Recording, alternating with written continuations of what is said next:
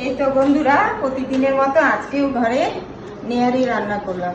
আমি ঘরেই তো একটা না একটা ইফতার রেডি করি, তো আজকের আয়োজন হচ্ছে নেহারি। দেখাও।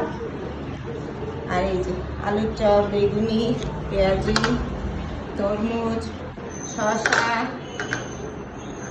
আর এখানে মুড়ি ভর্তার জন্য সুজি, ট্যাং, ট্যাং, রুয়াবজা, আর এটা দইয়ের শরবত।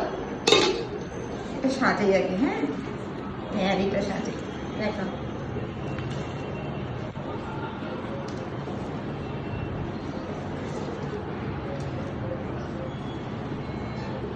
দারুণ দারুণ মজাদার নেহারি আজকে খাবো।